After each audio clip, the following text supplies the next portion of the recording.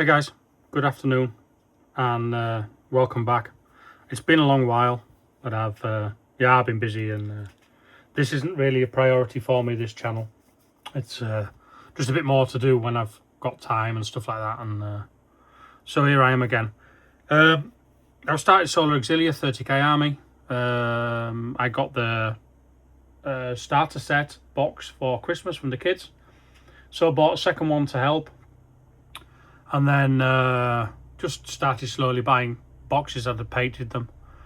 I'll do a video showing the models that I've got painted and what's ready and what's almost ready and what I'm working on and stuff like that.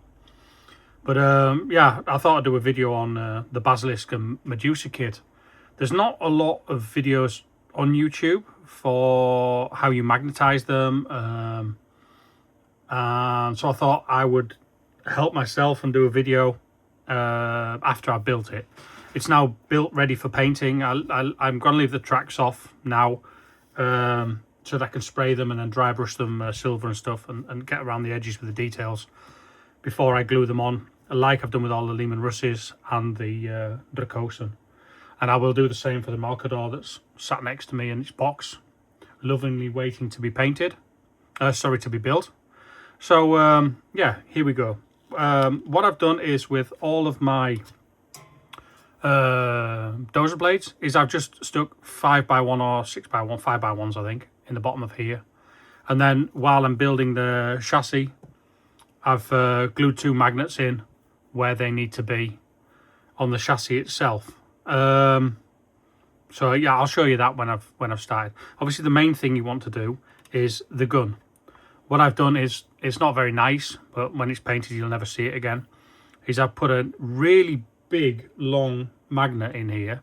It was one of the free ones I get when I always, because I live in Holland, I always order my magnets from supermagneter.com.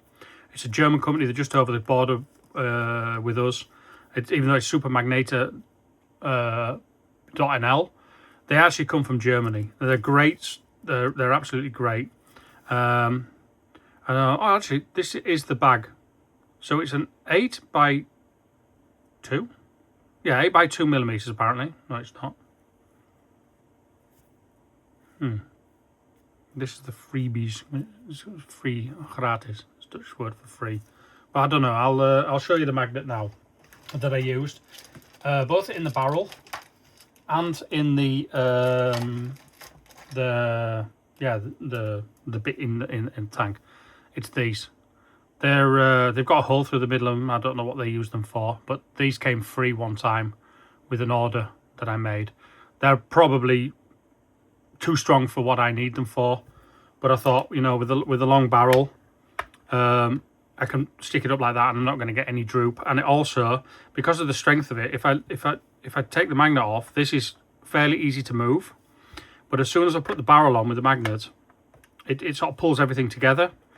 And it holds it like that, and then you just take it off. I left the pins on for locations because obviously there's a top and a bottom, and then I just put the magnet into some milliput.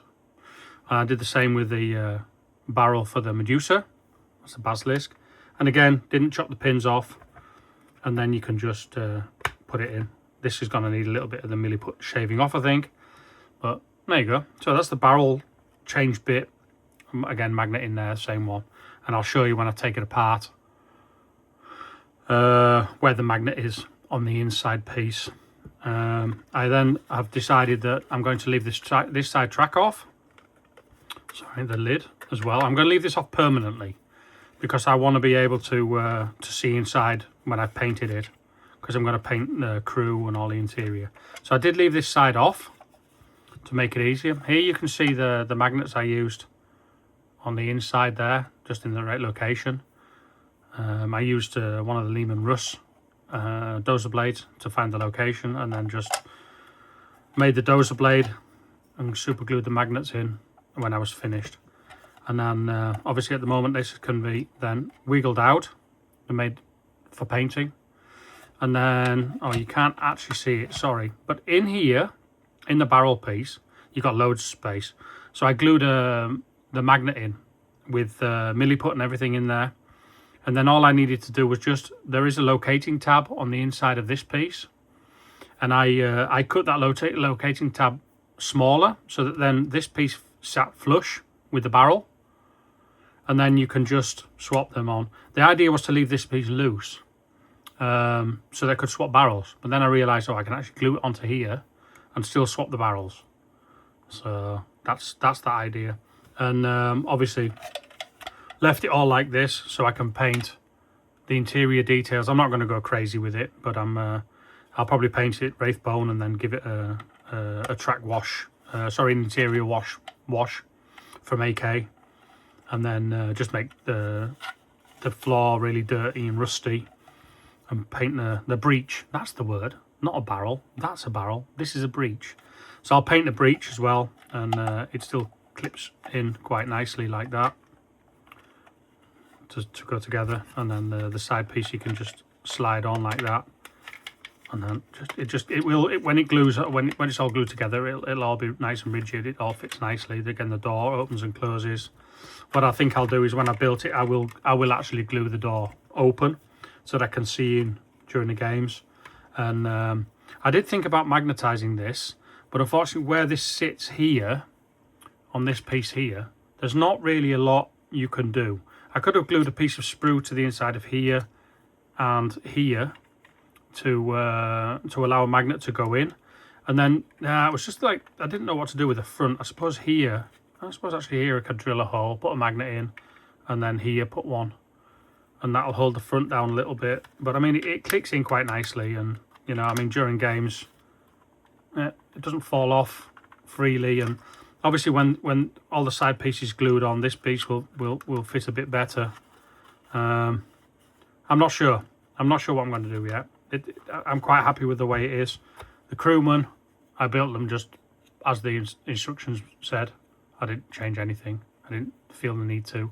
The reason I've left the bits off the backpack here is when I got the 2 box sets, I made the extra model out of them, but there was no extra, I don't even know what the piece is. I think it's some sort of breathing apparatus or a lamp or a power supply or something. I left them off here because I want them for the other 2 models. So, and these 2 will be in the tank, so you won't see them that much. And obviously when I'm gaming, I will have it like this, and then with the barrel on, like that. And then the only part you will then see through is through the top and through the back. So that little bit of detail isn't going to matter too much to me. So yeah, that's the way I did it. It was very easy to do. No real drilling needed for anything on this one. Obviously I put the heavy stubber on the top, but I used to play a lot of the Second World War games, and the British and the Shermans, they used to put the gun on backwards when it was being transported so it didn't break off on trees. And I really like that idea, and it sort of keeps the front of the tank a bit clean. So what I did was I glued it on in the back here. You just glue it on in there, and yeah, it doesn't get in the way. I did it on the Lehman Russes as well, and even with the commander out, you can then use the commander with a sword or pointing or whatever you want to do, and the gun doesn't get in the way. Obviously you could magnetize that, and you could magnetize this fairly easily if you put a magnet on the inside of here, and then drill a small hole through that foot plate for the missile. But again, I didn't want to. I did put the rounds in for the Basilisk and not for the Medusa, because I like the idea of having a rack of 6 shells on the side of the wall, and again on the floor I glued the spent shell on the floor. So yeah, that's that. I'll stop rambling now, and yeah, thanks for watching. Almost 10 minutes. So I hope this helps you with your project. If you've got any comments or whatever, stick them in the comments below and I'll respond. And I do respond quite actively on my YouTube account. So yeah, thanks for watching, and see you next time. Bye bye.